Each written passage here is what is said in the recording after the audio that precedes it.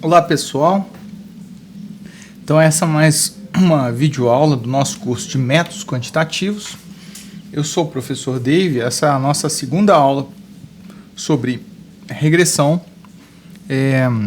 Então vamos lá. O nosso roteiro que a gente vai abordar na aula de hoje é o seguinte: a gente vai trabalhar o conceito de estimação, tá? O conceito geral, o que é um processo de estimação. A gente vai ver um método de estimação em modelos de regressão, tá? Um método de mínimos quadrados. E, num segundo momento, a gente vai ver o chamado coeficiente de determinação, chamado de R2, que é uma medida para a gente avaliar a qualidade das nossas funções estimadas, né? Das estimações que a gente fizer. Então, vamos lá. Só para a gente relembrar o contexto de uma análise de regressão, então, basicamente a gente tem uma população de interesse, que a gente tem alguma curiosidade para estudar sobre essa população. A partir da mesma, a gente obtém uma amostra, né, um subconjunto dessa população, de preferência a amostra sendo probabilística, e utilizando, nós podemos nos utilizar de técnicas que vão garantir a representatividade da nossa amostra em relação à população. A partir da amostra, a gente vai obter os dados, tá? Que a gente vai utilizar para o estudo em si de regressão. Então, os dados são compostos, né, pela nossa variável dependente, chamada de variável y, e um conjunto de variáveis independentes ou explicativas chamadas de variáveis x. A gente vai denotar que todas as variáveis x vão ser representadas com um x em barra, tá? Uma barra inferior aqui. Então, toda vez que eu estiver falando em x barra, eu estou falando pode ser de várias variáveis ou de uma só, mas de maneira geral, de todas as variáveis que você tem no nosso modelo. A partir dos dados, a gente pode... vamos adicionar aqui uma observação. Os dados, na verdade, eles são uma fotografia da nossa realidade que a gente observa na população, né? Então, nosso interesse, obviamente, é tentar formular uma teoria que explique, né, essa observação empírica dos dados, tá? A teoria, na verdade, a gente vai descrever como sendo um modelo. Então, o modelo é a nossa explicação para a nossa realidade, tá? Só que é óbvio que eu vou observar os dados empíricos. E a ideia do estudo de regressão é tentar obter, né, esses modelos, né, que mais se adequam aos dados empíricos que são observados. Naturalmente, a gente está admitindo aqui a existência de relações de causalidade entre y e x que podem não ocorrer. Então, só fazendo essa ressalva, a gente está trabalhando com a ideia de causalidade, né, de relações de causalidade entre y e as variáveis x propostas no estudo. Então, a ideia, né, como eu disse, do processo de estimação é tentar... do processo no estudo de regressão formular uma teoria, ou seja, um modelo, nesse caso traduzido em G, que aproxima os dados reais, a realidade, nesse caso descrito como Y em vermelho aqui. Vamos tomar 3 situações aqui hipotéticas só para ilustrar essa ideia de aproximação. 3 casos aqui. Vamos ver o primeiro caso. No primeiro caso, observe que eu estou propondo aqui um modelo, né? Ou seja, uma função g, que está bem desconectada, né? Eu diria, ou ela não está adequadamente aproximando a realidade, que seria o conjunto de pontos em x descritos, xy, né? Descritos em vermelho.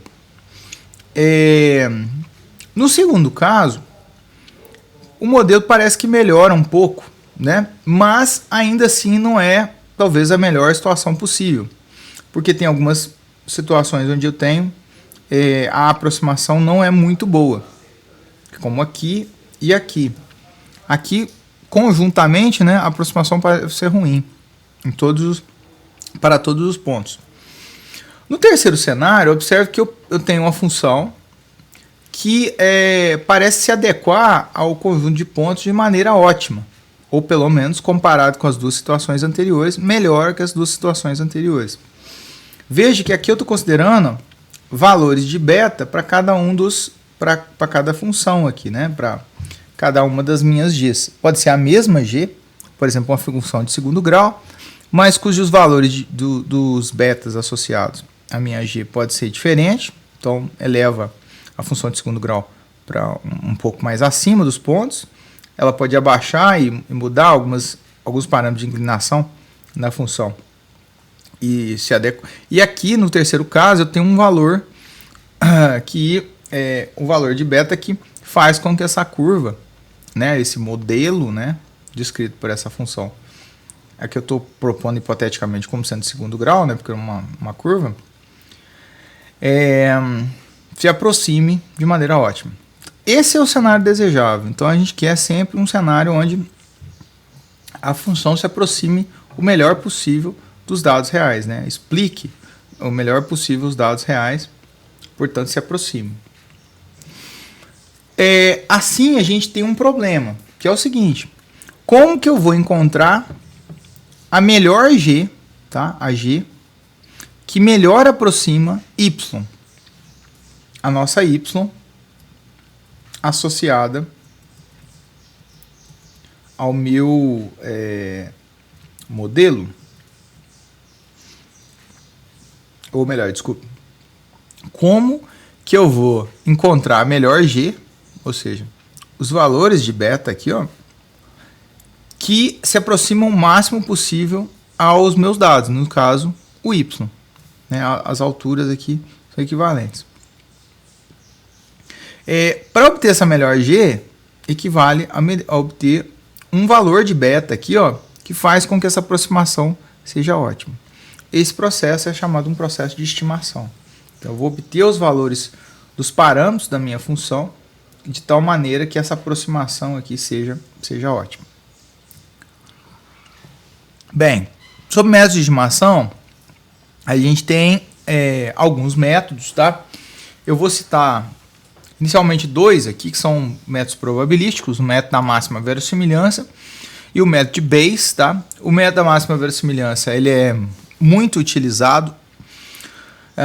O método de Bayes, ele também é muito utilizado, principalmente com a evolução de poder computacional de máquinas. Então, isso permite, principalmente em situações muito complexas, os métodos bayesianos de estimação eles podem ser aplicados. Ambos são de base probabilística, então eles têm como a base da construção desses métodos a probabilidade para fazer a estimação dessas funções, né, para obter essas funções que melhor se aproximam aos dados. A gente vai trabalhar com o método de mínimos quadrados, tá? Porque ele é o método mais simples, tá? E ele é um método puramente base matemática, né? Em termos de descrevê-lo. Ele não tem uma fundamentação probabilística na construção do método. Dentre os métodos de mínimos quadrados, a gente tem três tipos que a gente vai citar aqui, que são os ordinários, os ponderados e os generalizados. Os ponderados e os generalizados são dois métodos que são utilizados quando o conjunto de pontos, né, ou o conjunto de dados, tem algumas peculiaridades, tá? E quando isso acontece, a gente usa essas alternativas. A gente vai ver o método mais simples, que é para o caso dos mínimos quadrados, né, o método de mínimos quadrados ordinários, também referido como MQO, tá? Estimação de mínimos quadrados ordinários. Uma ressalva, né, não uma ressalva, mas uma observação que é importante. O método de mínimos quadrados, como o próprio nome diz, é um método de estimação. É muito comum que os estudantes utilizem e referenciem o mínimos quadrados como sendo um modelo. Ele não é um modelo, ele é um método de estimação de modelos. e é nele que a gente vai dedicar nossos esforços nessa aula. Como que ele funciona? Como é que o método de mínimos quadrados funciona? Bem, vamos ilustrar um exemplo hipotético aqui, para começar a construir o método de mínimos quadrados, que é o seguinte. Eu vou pegar um conjunto de dados com 3 observações, uma amostra de tamanho 3, no qual aqui eu estou estudando só uma variável. Então, a gente vai considerar que o nosso K é igual a 1, eu tenho só uma variável x e uma variável y. Portanto, meu x lá é só, o x barra inferior, ele é só igual ao x, só tem uma variável.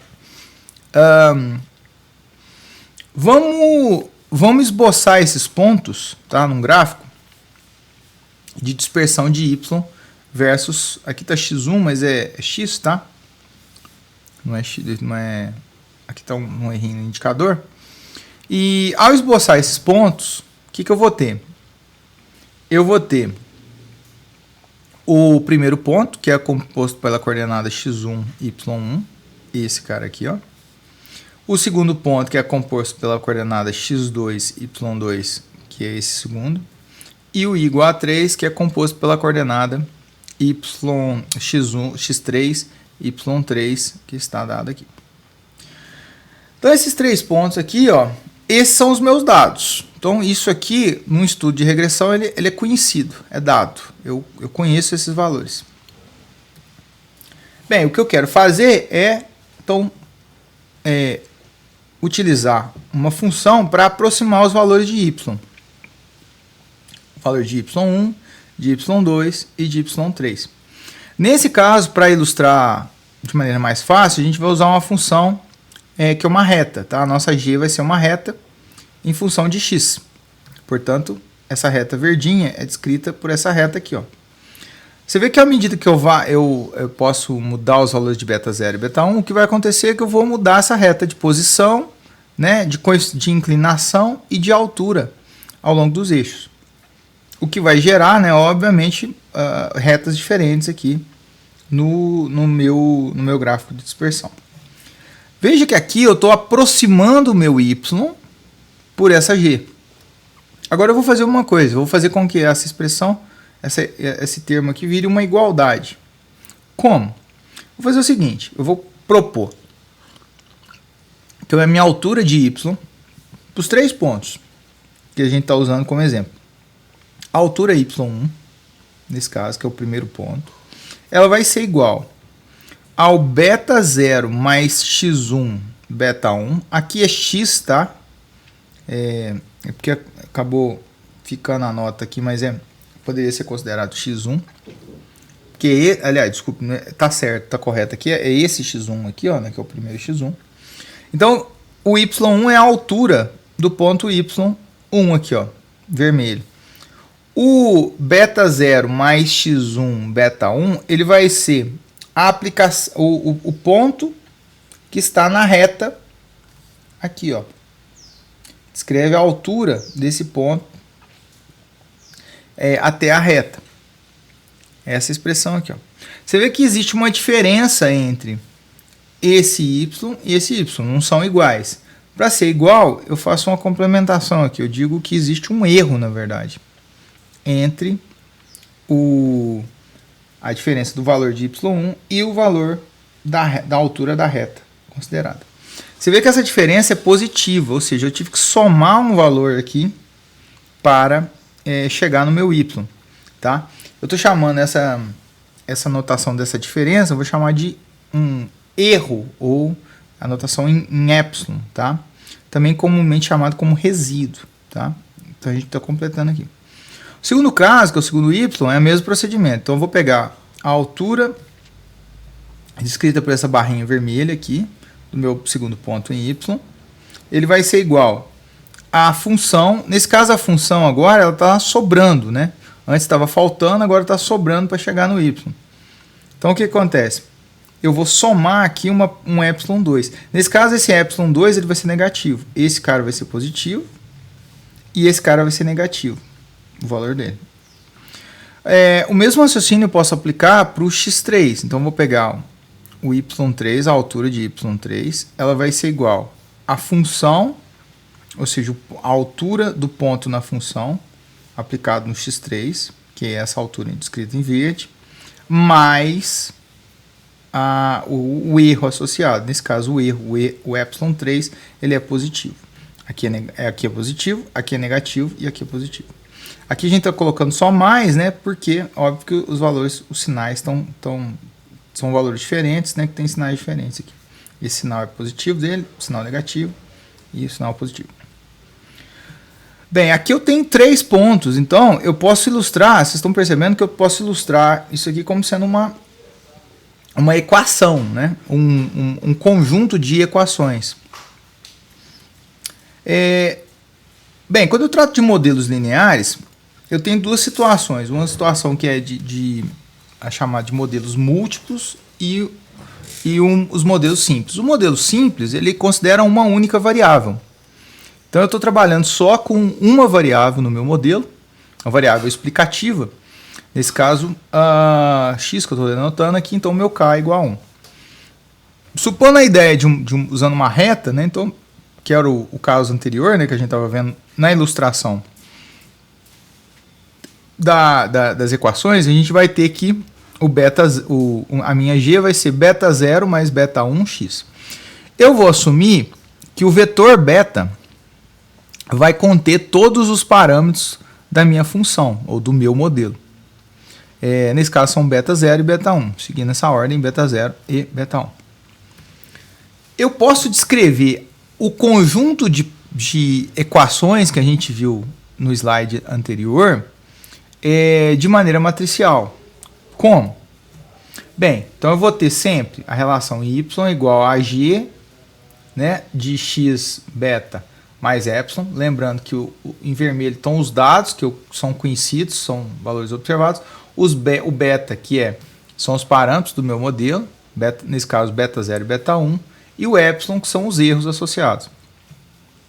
Isso pode ser descrito de maneira simplificada em modelos lineares através de uma equação matricial, que é um vetor y sendo igual a uma matriz x, que a gente vai chamar de matriz de delineamento, né, ou matriz do modelo, vezes o beta mais epsilon. Beta é esse vetor aqui, ó, beta, e o epsilon é o conjunto de valores dos erros, né?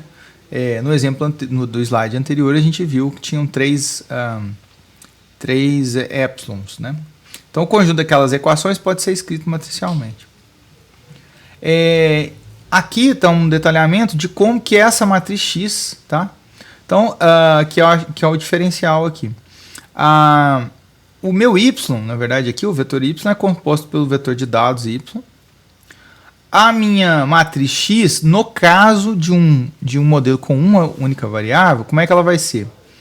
Ela vai ser uma matriz no qual a primeira coluna vai ser só de uns, e a primeira coluna está relativa ao primeiro parâmetro do meu vetor beta, justamente pelo fato dele não ter nenhuma variável, por isso que aqui é um só. E a segunda coluna vai ser todas as observações da variável x. Tá? Então essa matriz aqui, nesse caso, vai ser 2 colunas, né? Ou n linhas por 2 colunas. N linhas por 2 colunas. Vezes esse vetor beta, que está proposto aqui, mais o epsilon, os epsilons. Epsilon 1, epsilon 2, até o epsilon n. Então, eu posso descrever esse modelo matricialmente. No caso de regressão, modelos de regressão múltipla, né, que envolvem várias variáveis, a diferença é que eu vou ter outras variáveis, né, mais do que uma variável só. A minha função será uma função de múltiplas variáveis. Então, nesse caso, a gente está usando uma função que é um plano aqui, né, o beta 0 é igual mais o somatório de 1 até k, né, que é o número de variáveis, de beta 1 vezes x1, beta 2, x2, beta 3, x3, todos envolvidos aqui, onde x1, x2, x3 são as variáveis, tá, em estudo. No final das contas, eu vou ter k mais um parâmetros, que vão ser organizados num vetor beta, dessa forma. Então, beta 0, beta 1, beta 2, esse vetor é o vetor coluna, assim como esse vetor também é um vetor coluna. Eu posso escrever esse modelo matricialmente também. Como? Então, de novo, a gente parte do princípio que a gente tem o y igual ao g, a nossa g, de x barra beta, né, mais o epsilon. Eu vou descrever esse modelo também matricialmente, usando a mesma ideia do primeiro. Eu vou ter o y, eu vou ter a matriz x vezes beta, que é um vetor de parâmetros, mais o epsilon. O que vai mudar aqui? Só a construção da minha matriz x. O y e os epsilons, eles são iguais aos anteriores, ao modelo anterior. Então, eu vou ter y1, y2, y3 associado aos y observados. O meu epsilon é a mesma coisa. O que vai mudar? É aqui, ó. O meu beta, ele já foi, né, definido, ele é o conjunto de parâmetros, né, o vetor com todos os parâmetros do meu modelo, beta 0, beta 1, beta 2 até beta k. A minha matriz x, ela vai ser composta por a primeira coluna, que está relativa ao primeiro parâmetro aqui, ó, ela é composta de uns. Por que de uns? Porque esse beta 0 ele não está ligado a nenhuma variável.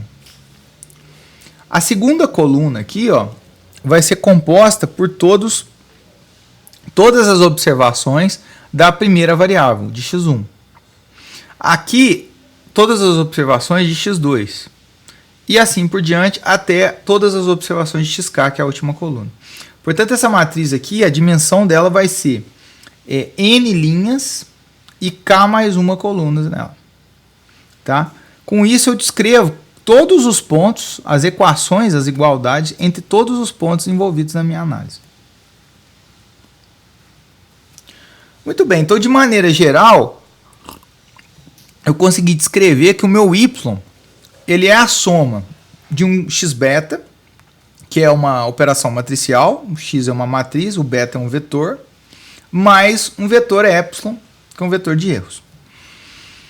Se a gente pensar, né, assumindo essa relação, por causa de modelos lineares, tá, que é esse caso, eu vou ter que o meu epsilon aqui, ó, que são os meus erros, eles podem ser descritos, né, são iguais a o meu vetor y menos a matriz x de desenho ou de delineamento, matriz do modelo, vezes o vetor beta.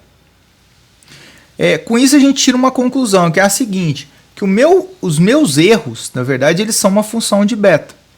Ou seja, uma vez que eu mudo os valores de beta, eu vou mudar os erros associados ao meu modelo. Né? Então, o epsilon depende de beta. Né? Ele é uma função de beta. Se eu mudo o beta, eu modifico os erros. Bem, como é que eu vou medir, então, a aproximação da nossa G? Né? Porque o objetivo nosso pelo método de mínimos quadrados, é tentar achar a G que melhor se aproxima dos meus dados reais. Para isso, eu vou usar os erros. Então,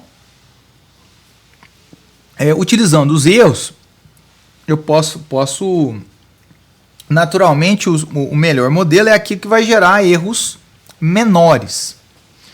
Só que, né, então, vou usar, então aqui eu estou enumerando cada um dos erros. Então, εi aqui é para enumerar de maneira geral todos os erros envolvidos na sua análise. Se a minha análise tem n pontos, ela vai ter n erros associados a cada um desses pontos. E eles são uma função de beta, como a gente mostrou anteriormente. Bem, eu tenho que considerar todos os erros. Eu não posso considerar somente um erro. Para fazer isso, eu poderia usar a média dos erros, mas eu vou usar uma função que é mais simples que a média, que é a soma. Tá? A soma, ela é mais simples porque, veja, a média é a soma justamente de todos os valores dividido por n. Então aqui eu nem estou utilizando o n. Mas aí tem um problema, que é o seguinte. A depender dos modelos que a gente está trabalhando, a soma dos erros que a gente tem, eu vou ter erros negativos e positivos. E os erros, se eu só usar só a soma, os erros negativos vão acabar anulando os erros positivos. Isso vai gerar um problema, porque eu não estou interessado se eu estou errando para mais ou para menos. Eu estou interessado na magnitude do erro, né? E eu não posso fazer com que os erros se cancelem. Bem, ou seja, de alguma forma eu tenho que controlar o sinal do erro, né? Tem que me preocupar com o sinal do erro. Um jeito fácil de fazer seria usar o valor absoluto do erro, o módulo, né? Só que aí eu gero um problema, que é o seguinte. Aliás, gera um problema não. Eu tenho um problema com relação à função modular. O módulo, ela tem uma propriedade indesejável que ela não é diferenciável. E a gente vai ver que poder diferenciar, poder usar uma função que admite diferenciação vai ser muito importante para a gente. Que é justamente então isso, colocar uma função diferenciável. Para isso, então, para a gente resolver o problema do sinal e ao mesmo tempo ter uma função diferenciável, eu vou usar o quadrado dos erros. À medida que eu calculo o quadrado dos erros, eu vou cancelar o sinal, né? O sinal vai ser eliminado, mas ao mesmo tempo eu vou ter uma função, a função quadrática, que é diferenciável sobre todos os reais. Muito bem, então isso aqui a gente vai chamar de soma de quadrados dos erros ou soma de quadrados dos resíduos. Essa soma de quadrados dos resíduos, ela é uma função de beta, ou seja, ela vai ser maior ou menor de acordo com o meu valor de beta. Ou vai ser uma função, né, como eu disse, de beta. Muito bem, então vamos trabalhar um pouquinho na soma de quadrados dos erros. Que a gente acabou de propor aqui como sendo a medida de referência para tentar medir o grau de aproximação da minha função g. Essa conta aqui, ela pode ser descrita matricialmente como sendo a multiplicação do vetor de erros epsilon' vezes epsilon, tá? Então, epsilon' é o vetor de erros transposto vezes o epsilon. Essa conta matricial, ela é equivalente a essa soma de quadrados aqui dos erros. Por que eu fiz isso? Porque agora eu vou substituir o que é o erro. O meu erro, na verdade, como a gente viu anteriormente, nos modelos lineares, ele pode ser descrito como a diferença do meu vetor y menos a matriz x de desenho, né, ou de delineamento do modelo, vezes o vetor beta. Substituindo aqui nos épsilons, né? Então aqui eu vou ter o y menos x', beta', né? Transposto aqui, ó. Transposto aqui, vezes o epsilon, né? Que é o y menos x matriz de desenho, vezes beta. Com isso a gente constrói essa multiplicação aqui matricial. Vamos desenvolver essa multiplicação. Então, antes de desenvolver a multiplicação, eu vou aplicar a transposição. Propriedade de operações matriciais, visto em aulas de matrizes, eu tenho que, quando eu tenho uma soma, né, aplicar a transposição é simplesmente aplicar a transposição a cada um dos elementos da soma ou da subtração, que é o caso. Então, apliquei aqui o y' e aqui o o x beta' aqui. No segundo momento agora, eu vou fazer uma multiplicação entre uma distributividade, vou aplicar uma distributividade aqui, mantendo a ordem dos operandos, tá? Porque matricialmente, lembre-se que a operação de matricial não é comutativa, tá? E muitas vezes ela nem é permitida a operação de acordo com as dimensões das matrizes.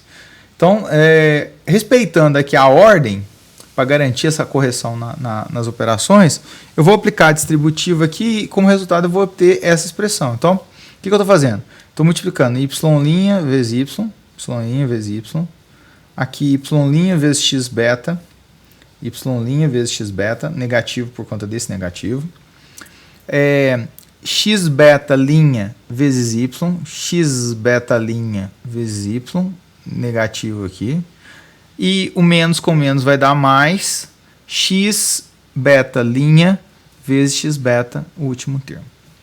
Então, desenvolver aqui. Bem, aqui o que eu fiz foi o seguinte, eu apliquei também uma propriedade de transposição em produto de matrizes, tá? E eu garanto por essa propriedade que esse resultado aqui, ó, né, esse valor, é igual a esse valor aqui, ó. Se você quiser, você pode aplicar a transposição aqui, né, de multiplicação. Lembre-se que quando eu tenho transposição aplicada à multiplicação de matriz, eu aplico a transposição aos termos e inverto os elementos, a ordem da multiplicação. Foi justamente o que eu fiz aqui, ó. Se eu ilustrar, se eu aplicar aqui o y' transposto linha, né, duas vezes, vai cancelar a transposição, vai ficar só y, e aqui vai ficar x beta linha, né? Só que eu vou trocar os termos e o resultado eu vou ter exatamente essa expressão aqui. Mas, finalmente, aqui eu só simplesmente apliquei a transposição aos termos e inverti a ordem dos termos, né? A mesma propriedade que a gente aplica daqui para cá, a gente está aplicando daqui para cá. E aí, como resultado, eu tenho essa expressão. Uma coisa importante é que eu garanto aqui, pela questão das dimensões das matrizes aqui, do resultado delas, que cada um desses termos é um escalar. Ou seja, o resultado dessa conta matricial é um número. Tá? Em sendo um número, essa transposição aqui, ó, ela não faz sentido, né? Ou melhor, não é que não faça sentido, mas a transposição de um escalar é ele próprio. Portanto, essa expressão aqui, ó, é exatamente igual a essa, por conta deles serem escalares, ó, y' x beta e aqui y' x beta. Como eles são a dimensão 1 por 1, né, que é um escalar, essa transposição não interessa. Então eu junto esses dois termos. Eles são iguais e eu junto eles no mesmo termo. Portanto, o que eu acabei de chegar como resultado é que a soma de quadrados dos resíduos como função de beta ela é igual a y' y menos 2 vezes y' x, matriz de desenho, vezes beta, é o vetor de parâmetros, mais beta linha, vetor de parâmetros x linha, matriz de desenho x, vezes beta. Todos os valores aqui que estão em vermelho são valores conhecidos, tá? Porque são os dados. Ou são a matriz de desenho, ou são os valores de y observados.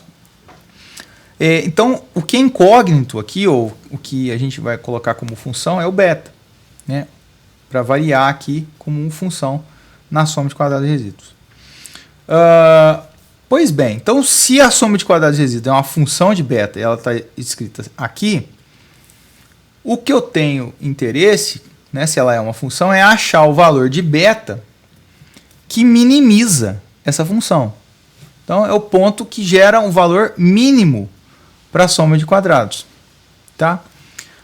Fica a pergunta, como é que eu vou minimizar a minha soma de quadrados, né, em relação a beta? Para obter esse ponto. Para isso a gente tem o cálculo.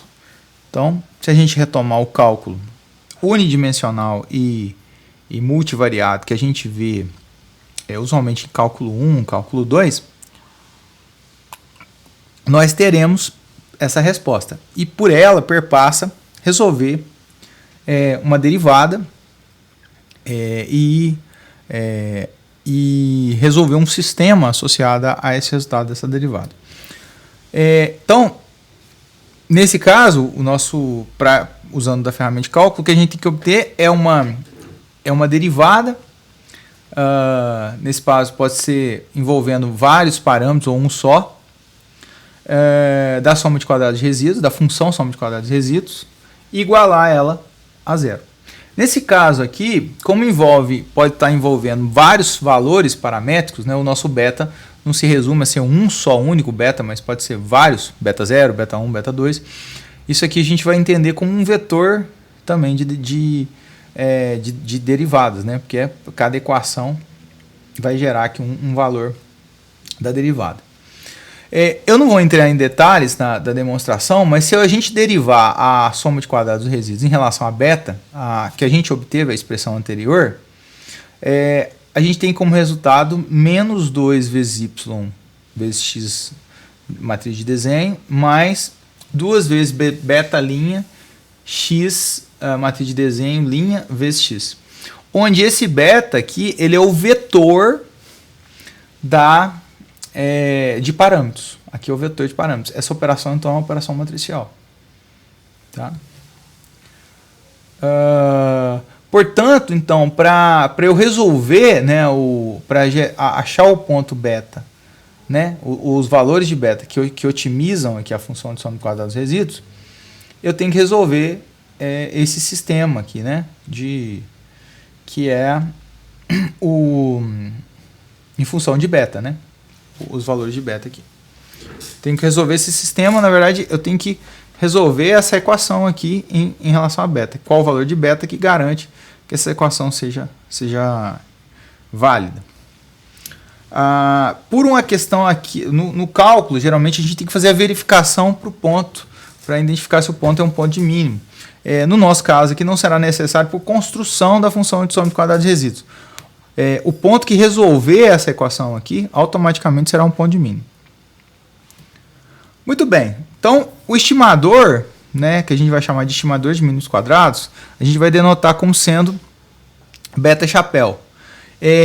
Então ele vai ser obtido resolvendo essa equação matricial, tá? Essa equação é uma equação matricial. Resolver ela significa isolar o meu beta linha aqui, ó. E eu vou fazer isso usando de operações matriciais. Então vamos lá. Primeira coisa que eu vou fazer, eu vou simplesmente jogar esse termo aqui para o lado direito da equação. Então, para colocar como igualdade, ou seja, vou ter essa igualdade. No segundo momento, eu vou cortar o 2 aqui, né, porque é um fator comum nas duas expressões. E além disso, eu vou aplicar a transposição do lado esquerdo e do lado direito. Se eu aplicar a transposição do lado esquerdo e do lado direito, eu vou ter o mesmo resultado. A igualdade permanece quando eu transponho dos dois lados numa operação matricial. Por que eu fiz isso? Ao aplicar a transposição aqui, ó, então eu vou ter aqui como resultado x' y, né? Então aplico aqui a transposição e inverto os termos. E aqui a mesma coisa. Eu vou ter o beta linha, né? Duas linhas aqui, ó, vai estar aqui, inverti ele. E esse cara aqui, ó, eu vou aplicar também a transposição aos dois. Só que quando eu aplico a transposição a essa multiplicação, ela vai permanecer a mesma, né? Se eu fizer aplicar a transposição aos dois e coloco no primeiro termo, e depois se eu aplicar a transposição novamente aos dois, o resultado vai ser x', x. Ok. Bem, agora eu vou fazer uma multiplicação matricial pela esquerda e pela direita, pelo termo à esquerda e o termo à direita. Que termo que eu vou usar para multiplicar? Eu vou multiplicar por x', x inversa, tá? A direita e a esquerda. Multiplicar a direita e a esquerda para manter a igualdade da equação, tá? Esse termo aqui, ele é estrategicamente escolhido, essa multiplicação. Para quê? Porque eu sei que quando eu multiplico uma matriz, nesse caso o resultante dessa matriz, por uma matriz inversa, por a sua inversa, eu tenho como resultado a matriz de identidade. Portanto, eu vou ter como resultante aqui a matriz I. Nesse caso. A matriz de identidade, portanto, né, vamos ter aqui como resultante da igualdade essa igualdade só simplesmente com a identidade multiplicando o beta. Só que acontece o seguinte, a identidade é o elemento neutro da multiplicação matricial. Ou seja, qualquer matriz multiplicada por uma matriz de identidade é ela mesma. Portanto, o resultado dessa multiplicação vai ser o próprio beta. Assim, eu isolei o meu beta, chapéu, como sendo igual a x' x a menos 1 vezes x' y, onde os x aqui são as matrizes de alinhamento. Com isso, esse aqui vai ser o estimador de mínimos quadrados ordinários para o caso de modelos lineares. Independente da minha matriz de desenho. Qual for ela, essa equação aqui resolve, né? Ou melhor, essa operação aqui resolve o estimador, obtém o estimador de mínimos quadrados. Pois bem, Esse vai ser o nosso estimador. Vamos ver alguns exemplos de aplicação, né, do modelo do estimador de mínimos quadrados.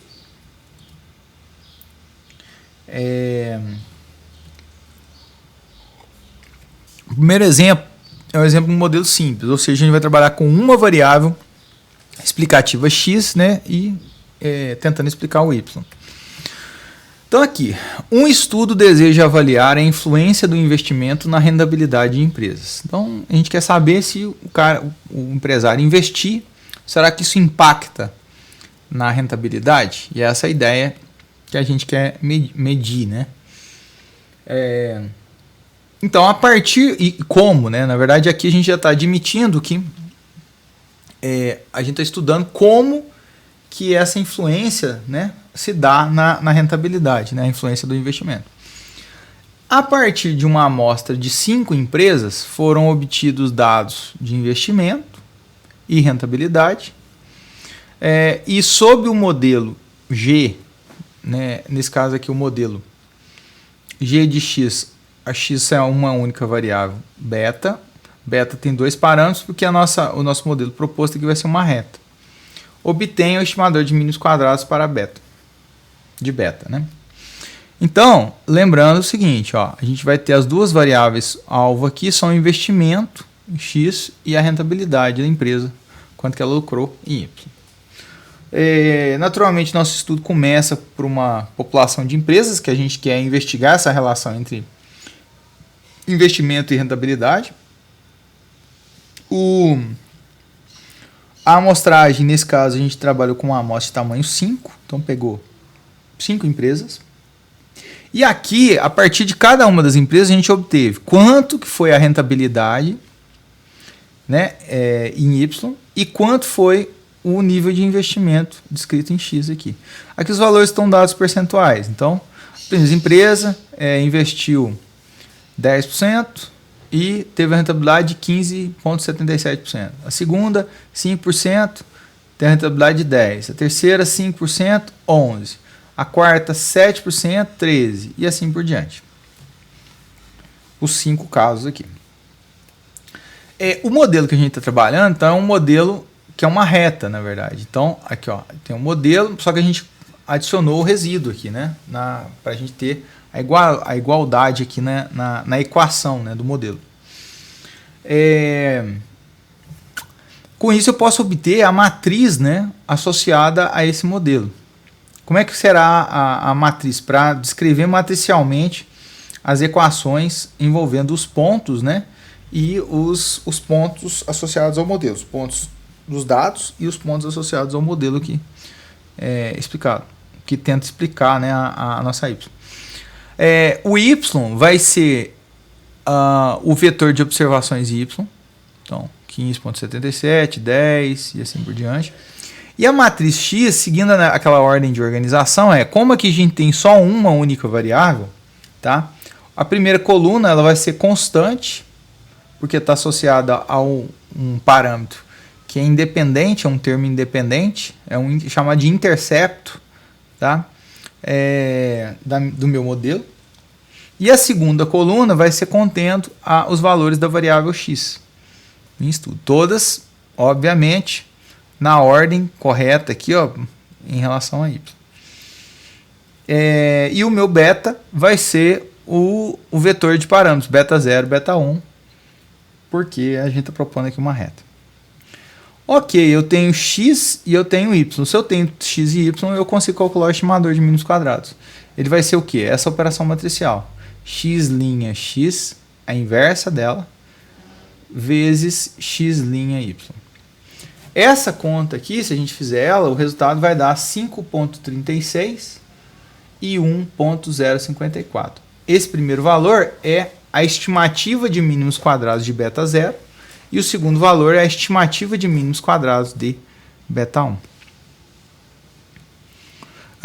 Para ilustrar, né, aqui eu simplesmente estou esboçando os pontos, né, em estudo, o y e o x aqui, ó.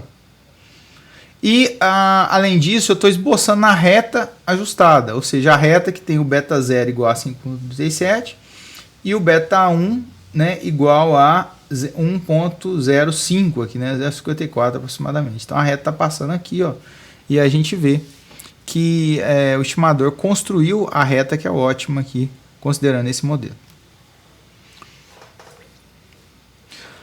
Vamos trabalhar com uma outra situação de um modelo simples, com uma variável, mas no qual a função é um pouquinho mais complicada.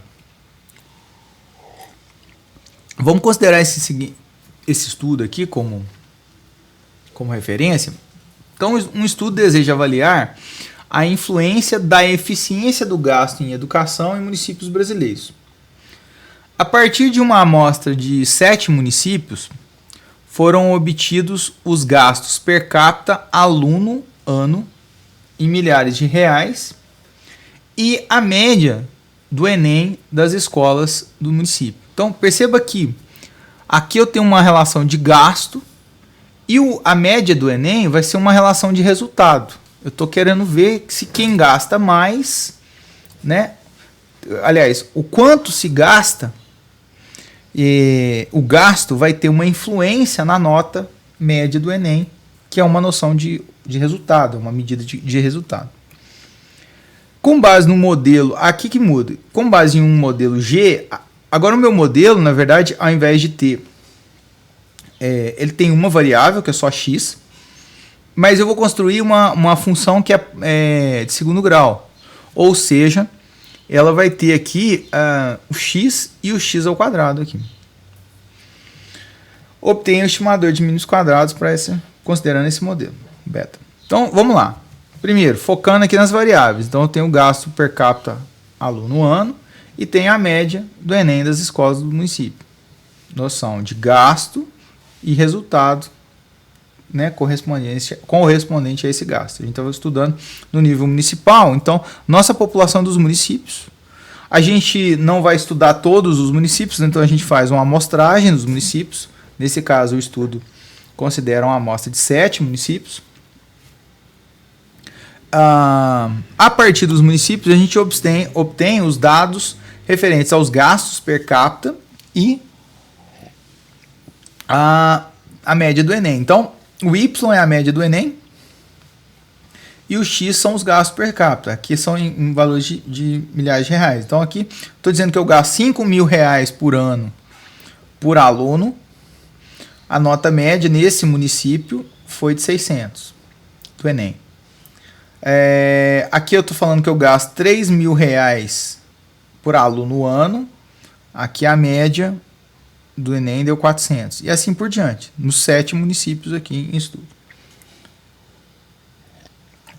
Bem, eu tenho os dados e o nosso modelo proposto, como visto, ele vai ser baseado numa função de segundo grau. Então a nossa G aqui não é mais uma reta, vai ser uma parábola, onde eu vou ter beta 0, beta 1 e beta 2 como os parâmetros a serem estimados. Aqui eu tenho o x e o x ao quadrado, naturalmente, porque a função é de segundo grau. Onde o x, na verdade, está associado aqui ao gasto. Então, matricialmente, eu posso descrever esse modelo aqui. Ó. Como?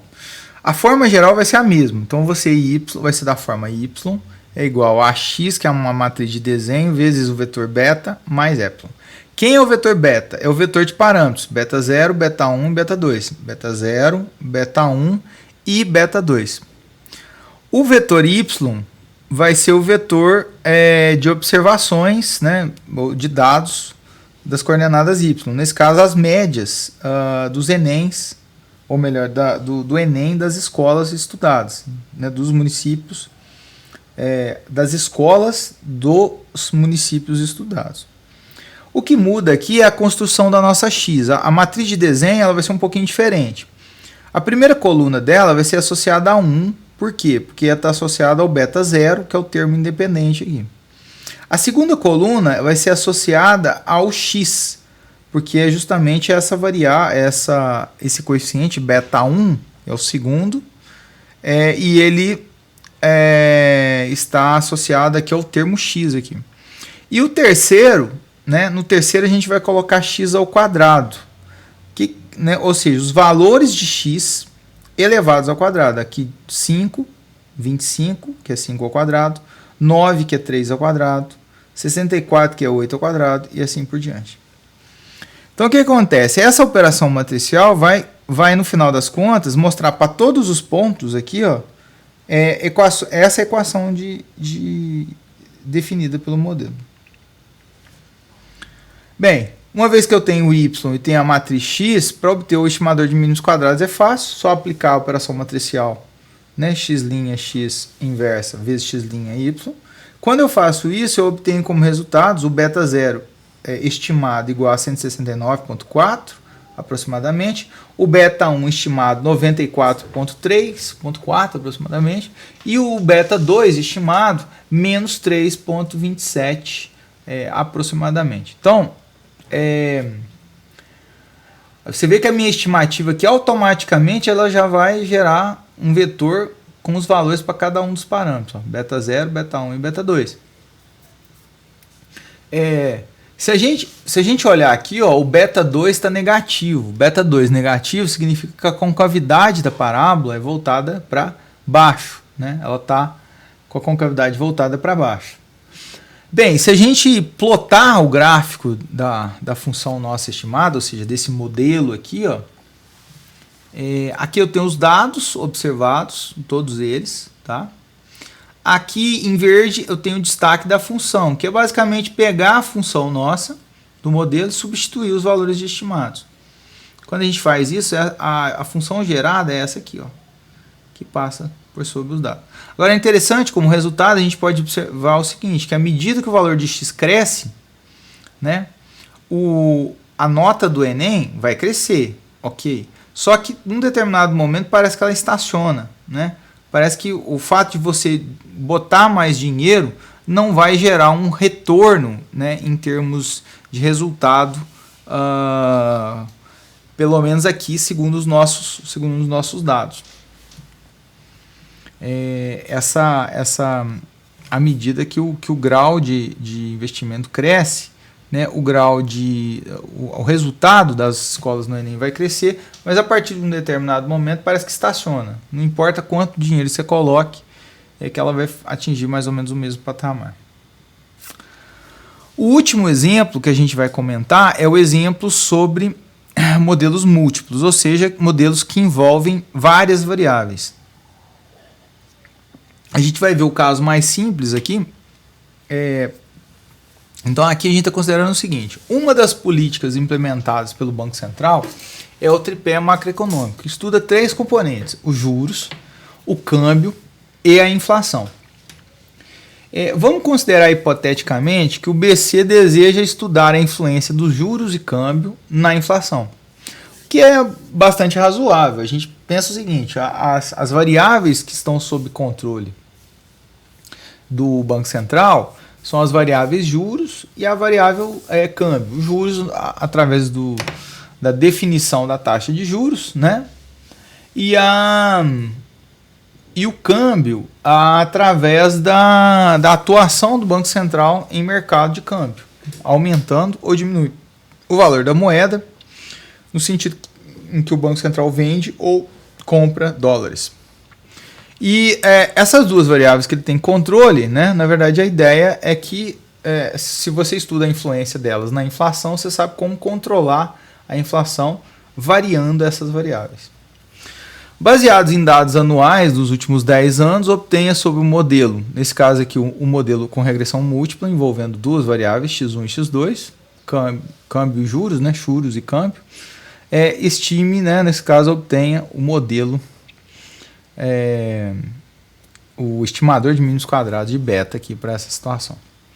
Faça uma ressalva, a gente aqui vai considerar que está usando dados dos últimos 10 anos, dados seriados, tá? Em série, mas em aplicações práticas reais é preciso tomar muito cuidado com esse tipo de dado, porque eles têm geralmente características que precisam ser consideradas na hora de fazer a análise. Aqui a gente vai considerar o caso mais simples, né? Portanto, a gente vai usar esses dados, mas sempre faça essa ressalva que na aplicação prática pode ser necessário utilizar de outros modelos um pouco mais elaborados.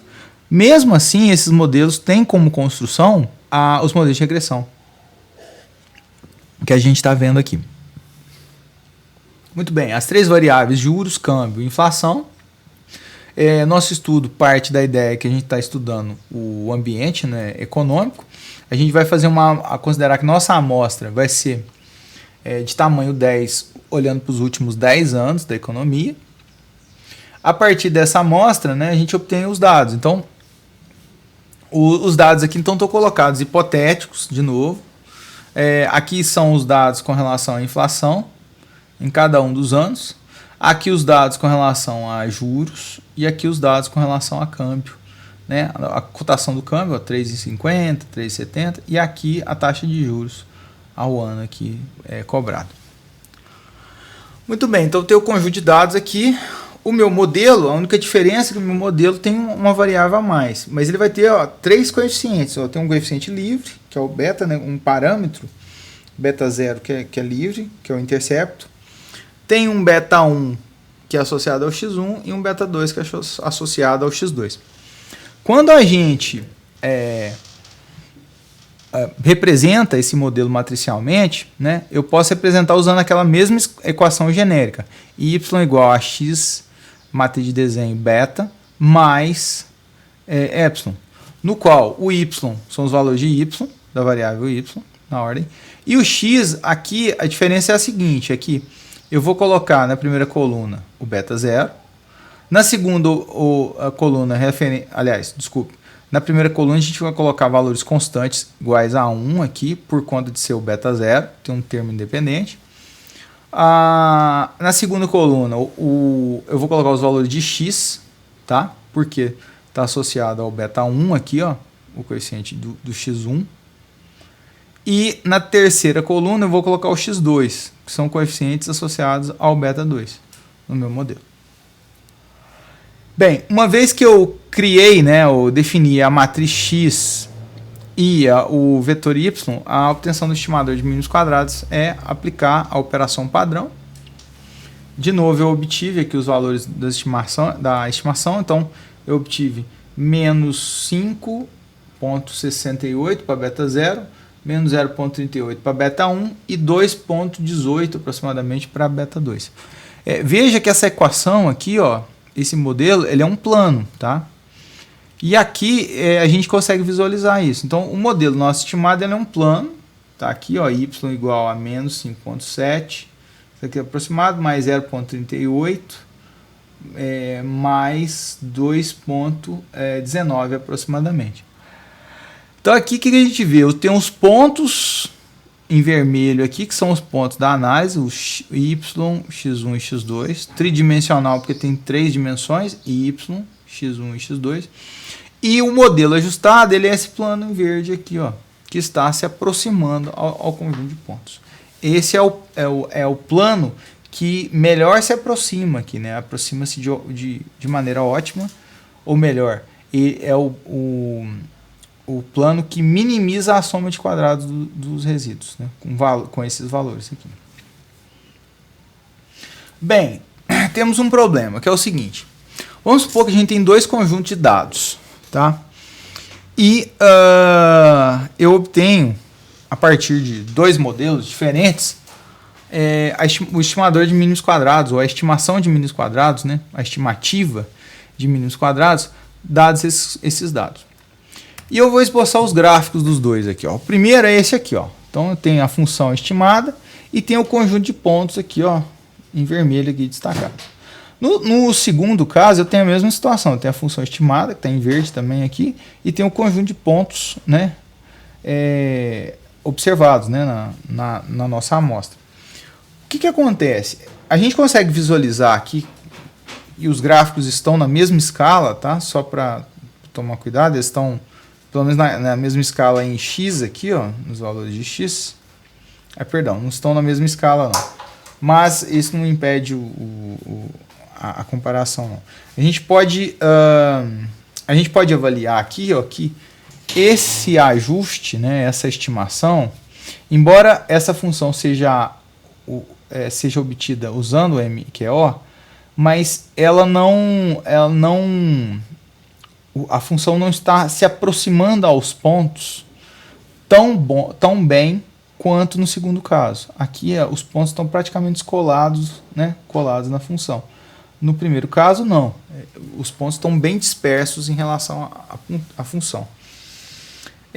Bem, então a gente consegue ver intuitivamente que este é um melhor modelo, né, para esses dados do que esse para esse conjunto de dados.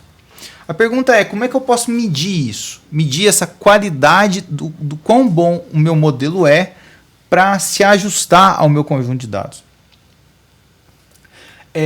Para fazer isso, a gente vai usar do coeficiente de determinação chamado também de R2, né? Comumente citado como R2.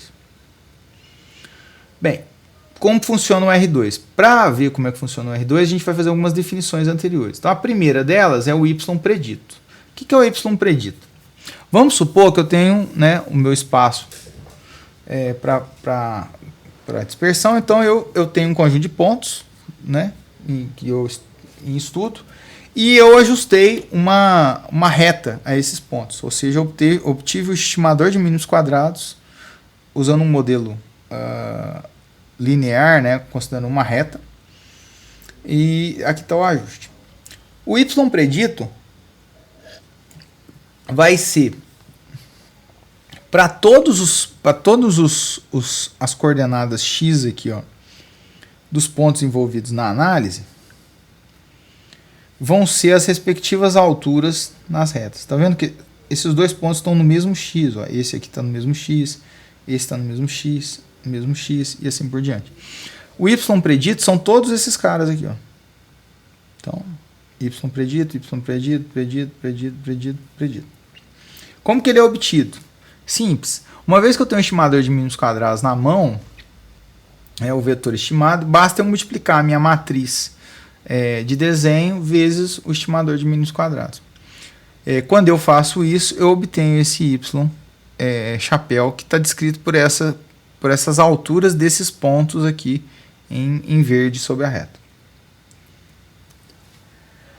Muito bem, a partir disso eu sei, na verdade, por construção, que o meu vetor de resíduos ele vai ser a diferença do meu Y observado, que é a altura do ponto em vermelho, menos a altura do ponto em verde.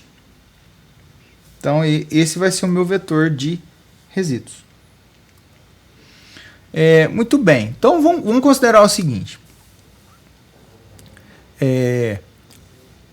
Considerando os valores preditos, todos aqui colocados do Y, e considerando os valores de Y. Vamos começar pelos valores de Y observados, que são os vermelhos. Tá? Vamos imaginar que a gente consegue calcular a variabilidade desses Y. Tá? E a variabilidade a gente pode enxergar como sendo uma barrinha aqui, ó, tá? que intuitivamente está indo do menor para o maior valor. Então, é o quanto que os dados estão espalhados ao longo do eixo Y aqui, ó. Isso é um indicador de variabilidade. Aqui a noção da amplitude que a gente está usando aqui é só a subjetiva, só para a gente enxergar aqui o que a gente está fazendo. Eu consigo calcular essa variabilidade do Y, na verdade, né? Mas na verdade eu vou olhar para uma função que é proporcional à variabilidade de Y, que é a soma de quadrados dos Y, em vermelho. Essa soma de quadrados vai ser dada por y' vezes y menos n vezes y barra. Y barra é a média de y. O y' não preciso nem falar que é o vetor linha transposto. Né? Essa expressão aqui ela é proporcional à variabilidade de y.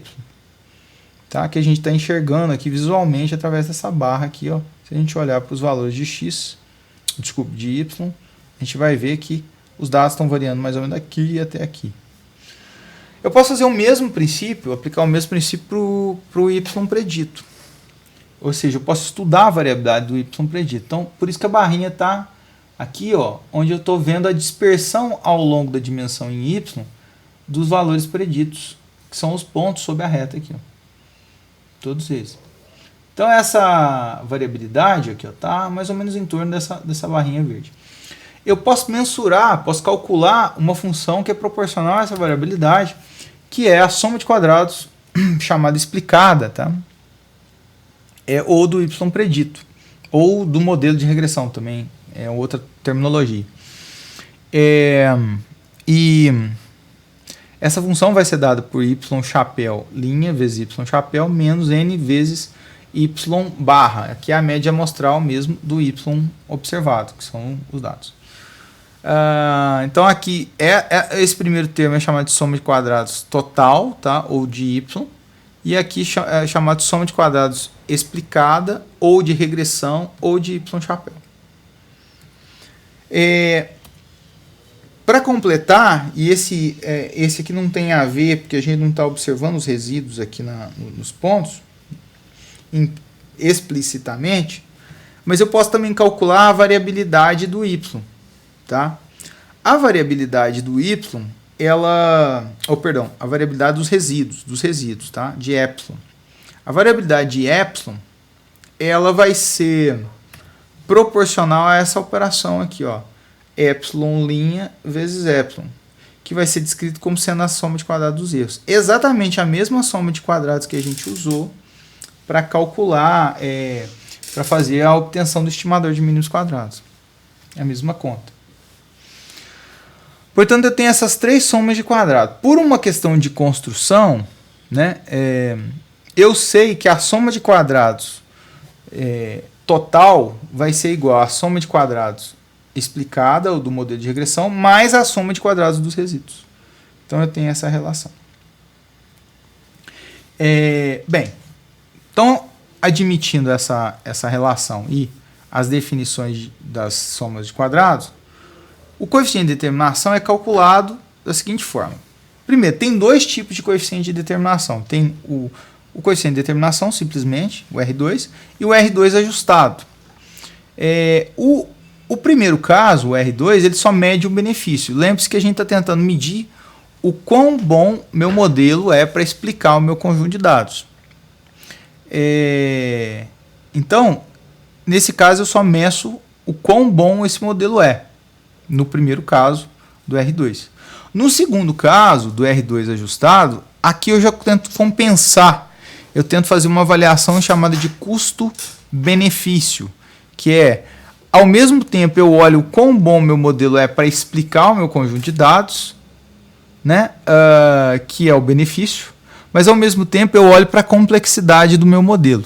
Complexidade do modelo significa que o modelo tem mais parâmetros. Para mim, quanto mais parâmetros o meu modelo tiver, mais complexo ele é. Vamos ver os cálculos. Para fazer os cálculos, não é muito difícil. O R2 é simplesmente eu calcular a soma de quadrados do predito, a explicada, e dividir pela soma de quadrados total. Por a questão da relação de igualdade, né, da soma de quadrados predito mais a soma de quadrados resíduos, implicar na soma de quadrado total, eu tenho também uma forma alternativa que é 1 menos a soma de quadrados resíduos sobre a soma de quadrado total, também me dá o meu R2 como expressão. Usar uma ou outra depende do que você tem informação na mão, né? O que é mais fácil de fazer. E o segundo caso, que é o R2 ajustado, ele também trabalha em cima do R2, então a fórmula, né, a forma de expressão vai ser 1 menos o GLY dividido por GL epsilon vezes 1 menos o R2, nesse caso o R2 comum. Esses dois termos aqui, que termos são esses? O grau de liberdade, ele vai ser o grau de liberdade total, chamado também de Y, vai ser igual ao número de observações menos 1. Tá? O grau de liberdade do modelo, que a gente chama, vai ser o número de parâmetros menos 1. E o grau de liberdade dos resíduos vai ser o grau de liberdade dos dados, né, o grau de liberdade total, ou de Y, menos o grau de liberdade do explicado ou do Y chapéu. Muito bem, vamos ver um exemplo de fazer uma continha. Antes de fazer o exemplo, qual que é a interpretação do R2?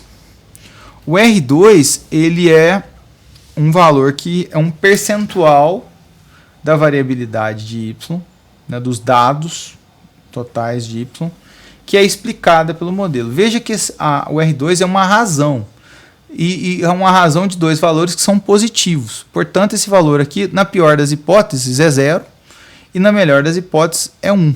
Então, o valor de R2 varia entre 0 e 1. É um valor percentual. Muito bem, vamos ver um exemplo de cálculo. Então, vamos supor aqui um conjunto de dados aqui, hipotéticos, tá? Colocados aqui. 2, 5, 4, 8 em Y, 1, 3, 5, 7 em X. 4 dados, né? O meu modelo que a gente vai usar é um modelo, para esse caso, um modelo que é uma reta, tá? Beta 0 mais beta 1 X. Matricialmente a gente pode escrever ele, né? Como a gente viu anteriormente. Fazendo essa descrição, né? E eu vou ter que o meu Y vai ser dado por esse vetor, né? 2, 5, 4 e 8, as observações. A matriz X vai ser o vetor, a primeira coluna referente a constante, né? O termo constante, esse beta 0. A segunda é referente a X, vai ser do beta 1. E ao resolver o estimador de mínimos quadrados, né, em função dessas duas matrizes, eu tenho como resultado 1,35 e 0,85 para beta 0 e beta 1 respectivamente. Quando a gente plota a função estimada, aqui, ó, ela está aqui, e o conjunto de pontos aqui, ó, que a gente está estudando, está aqui.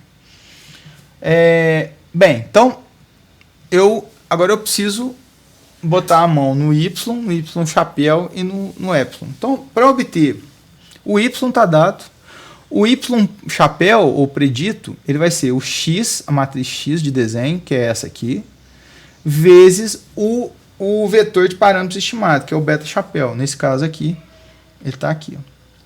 Quando a gente faz essa multiplicação, a gente obtém o Y estimado. Esse Y estimado, ele vai ser igual a 2,2, 3,9, 5,6, 7,3 para cada um desses pontos. Esses valores aqui, ó, são as alturas da reta nesses pontos aqui, nesse primeiro ponto, nesse segundo ponto, nesse terceiro ponto e nesse quarto ponto. Os resíduos vão ser a diferença do meu vetor y menos o vetor y predito. Ou seja, 2 menos 2,2 menos 0,2. 5 menos 3,9 1,1 e assim por diante, para todos os outros valores. Ok, então, nesse caso, eu obtive o Y chapéu e o Epsilon. Se eu tenho todos eles, eu posso calcular a soma de quadrados associados a cada um deles. Então, Y chapéu, lembrando que o Y barra, perdão, aqui, que é a média amostral de Y, ele vai ser necessário, tá?